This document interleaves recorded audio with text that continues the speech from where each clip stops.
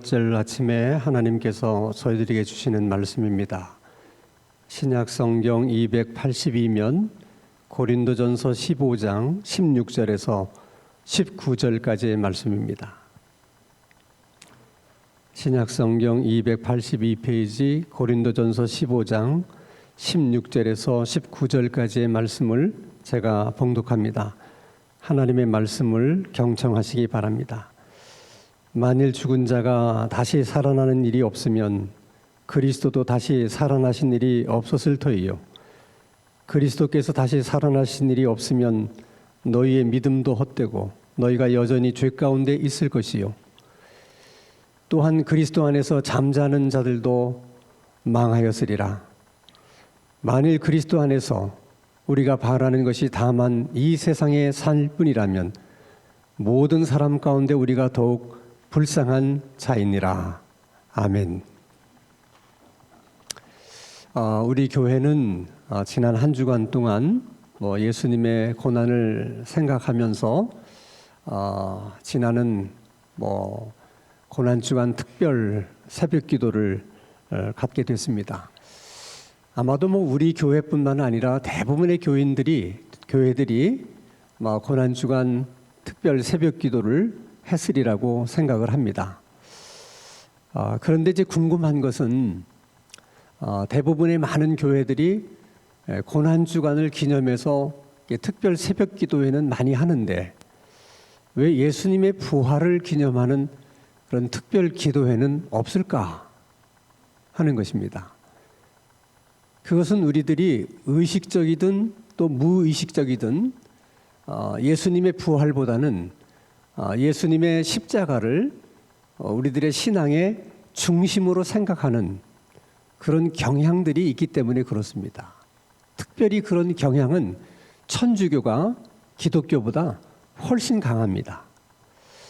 물론 생각하기에 따라서는 십자가에 달리신 그 예수님이 부활하신 예수님이고 또 십자가에서 고난받으신 그 예수님이 부활하신 예수님인데 무슨 상관이 있겠느냐 그런 생각을 할 수도 있지만은 그래도 분명한 것은 우리 기독교 신앙의 중심은 예수님의 부활에 있는 것이지 예수님의 십자가에 있는 것이 아니라는 것입니다.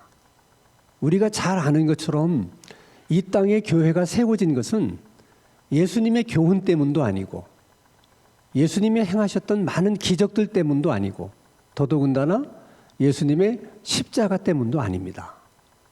이 땅에 교회가 세워진 것은 예수님이 부활하셨기 때문에 그 부활하신 사건 때문에 교회가 세워진 것입니다.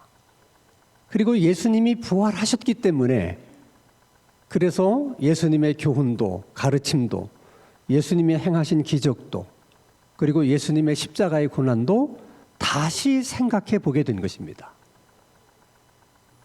예수님이 부활하셨기 때문에 예수님의 교훈도 의미가 있는 것이고 예수님이 행하신 기적도 의미가 있는 것이고 십자가의 고난도 의미가 있는 것입니다. 여러분들이 보시는 것처럼 십자가에는 예수님의 상이 없습니다. 그 이유는 간단합니다. 예수님이 부활하셨기 때문에 그렇습니다. 그렇기 때문에 여러분들이 저 십자가를 바라볼 때마다 예수님의 고난만 생각하면 안 된다는 것입니다. 우리들의 생각이 고난 속에만 머물러서는 안 된다는 것입니다. 십자가를 볼 때마다 예수 그리스도의 고난과 함께 부활하신 예수님을 항상 함께 생각하셔야 됩니다. 예수님의 부활이 없는 십자가 그리고 예수님의 고난은 사실상 아무런 의미가 없는 것입니다. 예수님은 부활하셨습니다. 이것은 믿음의 사건만이 아니라 우리들의 역사 속에 있었던 또 역사적인 사건이기도 합니다. 그래서 예수님의 부활을 역사적인 사건이라고 믿는 것도 굉장히 중요한 것입니다. 그러나 예수님의 부활이 아무리 역사적인 사건이라 할지라도 또 그것이 그렇다면 나에게는 무슨 의미가 있는 것일까? 우리들의 삶과는 어떤 연관성이 있는 것인가 하는 것도 사실은 중요한 문제입니다. 예를 들어 여러분, 부활하신 예수님이 제자들에게 한 번, 두 번도 아니고 여러 번 나타나셨어요. 그럼 부활하신 예수님을 여러 번 만났던 제자들의 입장이라면 어떻게 해야 되는 것입니까? 우리가 만약 예수님의 제자들이었다면 여러분 같으면 어떻게 하시겠습니까? 아니, 예수님이 한 번, 두 번도 아니고 왜 자꾸 우리들에게 나타나시는 것일까? 그렇다면 우리는 겟세마네 동산에서 예수님만 홀로 남겨둔 채 도망갔던 그런 일들을 정말 주님 앞에 사과하고 용서를 빌어야 했을 것입니다. 특별히 빌라도 같은 제자는 예수님을 3번씩 모른다고 부인한 사실을 놓고 예수님 앞에서 석고대저라도 해야 했을 것입니다. 그렇게 용서를 구한 다음에 주님이 용서해 주시면, 주님, 그러면 이제부터 우리는 어떻게 해야 됩니까? 그렇게 주님께 물었어야 됩니다. 근데 놀랍게도 요한복음 21장을 보면 부활하신 예수님이 제자들에게 여러 번 나타났음에도 불구하고 제자들은 갈릴리 바다로 고기를 잡으러 갔습니다. 그게 뭘 의미하는 것입니까?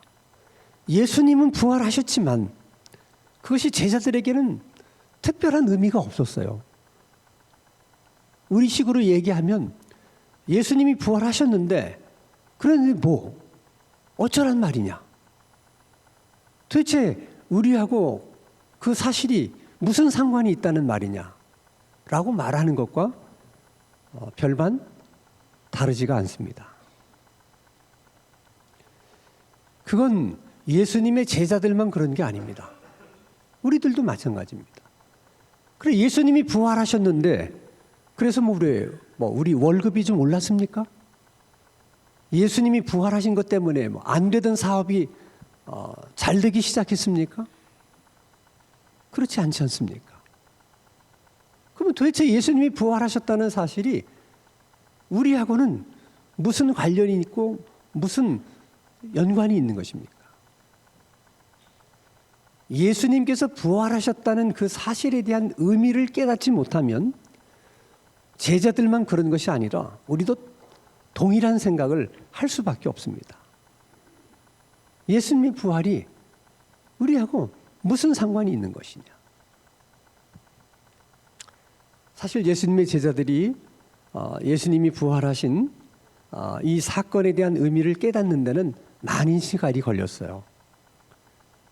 오순절날 성령이 그들에게 임하면서 비로소 그들에게 예수님이 부활하셨다는 것이 어떤 의미인지를 알게 됐습니다. 지금까지는 한 번도 그렇게 생각해 본 적이 없는데 오순절날 성령을 받으면서 문득 이런 생각이 들었습니다. 예수님은 왜 부활하실 수 있는데 십자가에서 죽으신 것일까? 어떻게 보면 당연한 질문인데 한 번도 그런 질문을 해본 적이 없습니다. 사람들이 죽는 것은 죽고 싶어 죽는 게 아닙니다. 누구나 다 살고 싶습니다. 그러나 죽음의 권세 앞에 어쩔 수 없어서 죽는 겁니다. 그런데 죽었다가도 다시 살아날 수 있다면 굳이 왜 죽을 필요가 있겠습니까? 그때 제자들 머릿속에 떠오르는 말씀이 있었습니다.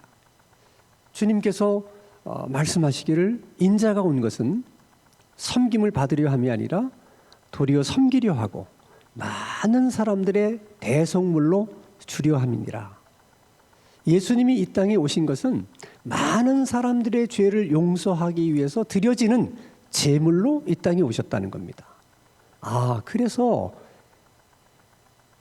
다시 부활하실 수 있는 예수님이 죽으신 것은 자신의 죄 때문에 죽은 것이 아니라 그분이 평소 말씀하셨던 것처럼 우리들의 죄를 위해서, 나의 죄를 위해서 다시 살아나신 것이구나 하는 것을 깨닫게 된 것입니다. 이 깨달음은 정말 제자들에게 엄청난 변화를 가져다 줬어요.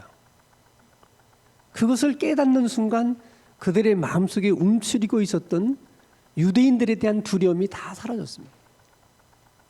그 깨달음이 있음과 동시에 그들 마음속에는 벅차오르는 감격과 또 용기가 생겼습니다. 그래서 사람들에게 복음을 전했고 예수님이 다시 살아나셨다고 증거하기 시작합니다. 그래서 이 땅에 교회가 생긴 것입니다. 그건 우리도 마찬가지예요. 우리는 예수님을 믿으면 우리 죄를 용서받고 구원받는다고 우리는 그렇게 믿습니다. 문제는 그렇게 믿는 여러분의 믿음의 근거가 무엇입니까? 무슨 근거로 여러분들이 그렇게 믿으시는 겁니까? 그것도 예수님의 부활 때문입니다. 그래서 예수를 믿는 우리들에게 있어서는 이 예수님이 부활하신 이날, 이 부활절 날이 너무나도 중요한 날이에요. 다른 사람들에게는 몰라도 적어도 우리에게 있어서만큼은 이 예수님이 부활하신 이 날이 정말 기쁘고 복된 날입니다.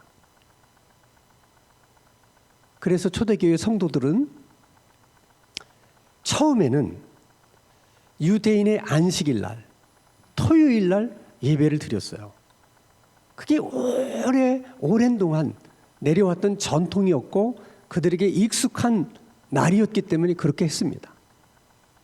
그런데 예수님의 부활의 의미를 점점 깨달아지면서 어느 날 토요일 날 드렸던 예배를 주님이 부활하신 일요일 날 드립니다. 그리고 일요일이라고 하는 그 요일의 호칭도 주님의 날이다 해서 주일로 바꿉니다. 요일의 이름이 바뀐 것도 주님이 부활하셨기 때문에 그런 것입니다.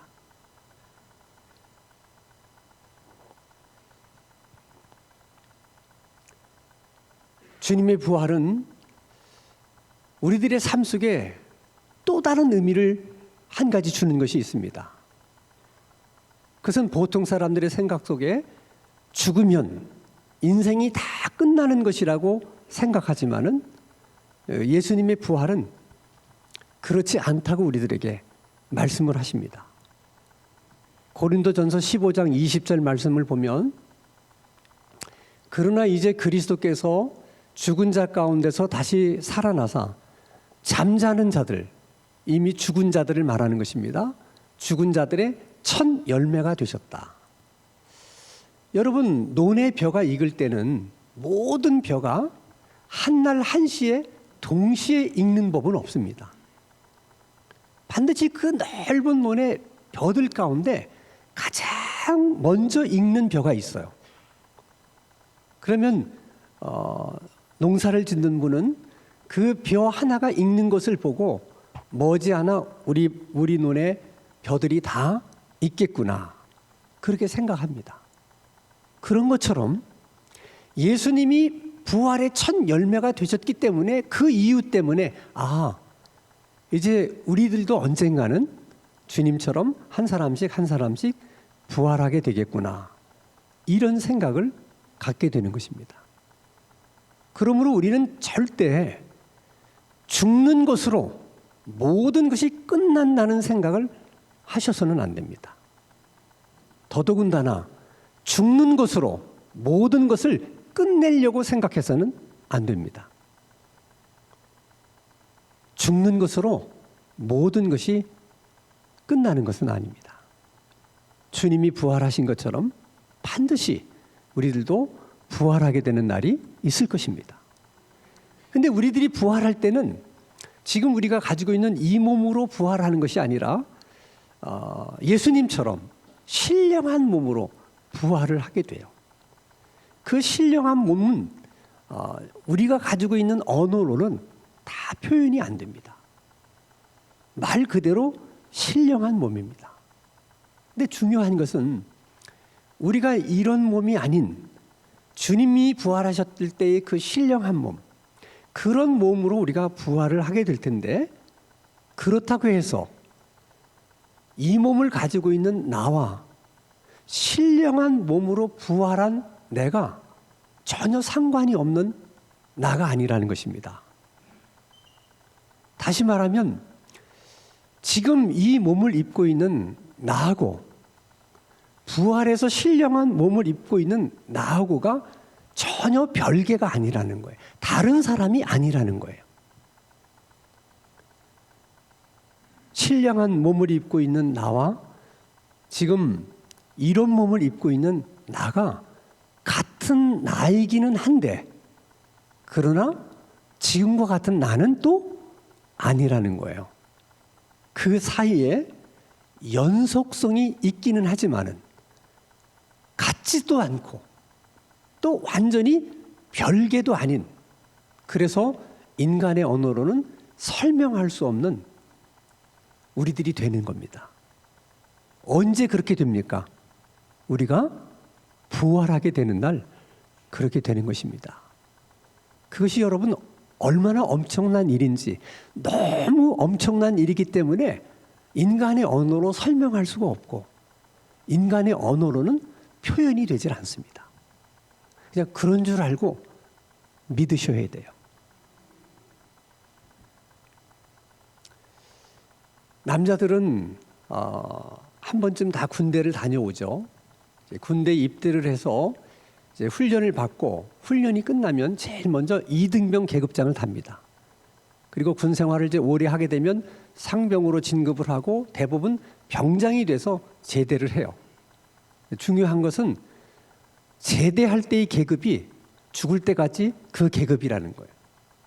그래서 병장은 아무리 열심히 예비군 훈련에 참석을 해도 장교로 진급하는 법이 없습니다. 진급을 하려면 현역 시절에 해야 돼요. 그게 우리가 지금 살고 있는 이 삶이 중요한 이유입니다. 그래서 예수님은 주님의 일에 더욱 힘쓰는 자들이 되라. 너희 수고가 결단코 헛되지 않을 것이다. 그렇게 말합니다. 왜 우리가 이 땅에서의 수고가 헛되지 않는 것일까? 그것은 이 땅에서의 수고와 그리고 하늘나라에서의 우리 삶과 연속성이 있기 때문에 헛되지 않다고 말하는 것입니다. 또 주님은 말씀하십니다. 보물을 땅에 쌓아두지 말고 하늘에 쌓아두라. 어떻게 보물을 하늘에 쌓아둘 수 있는가?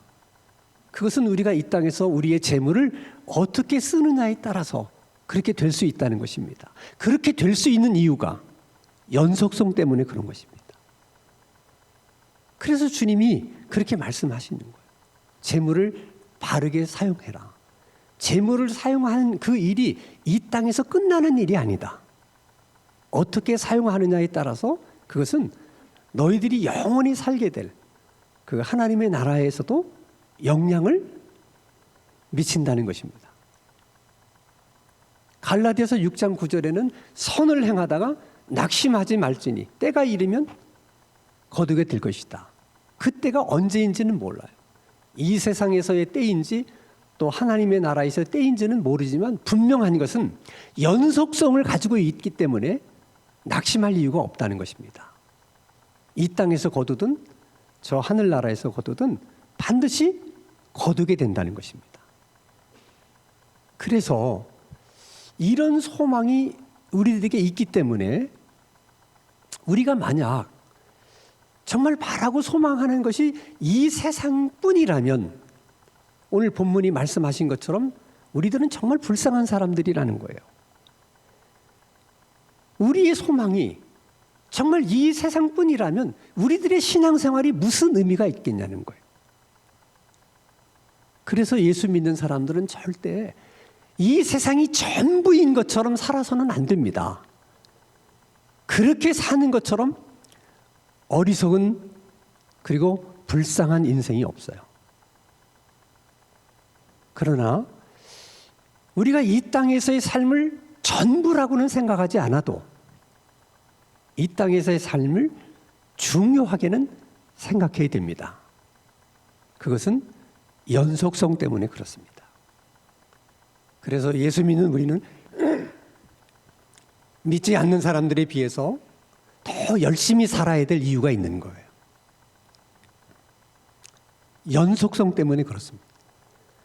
그래서 우리는 믿지 않는 사람들과처럼 살지 않고 더 정직하게 살아야 될 이유가 있습니다. 그것도 연속성이 있기 때문에 그렇습니다. 그리고 우리가 살면서 할 수 있으면 섬김의 삶을 살아야 되는 이유도 바로 연속성 때문에 그렇습니다.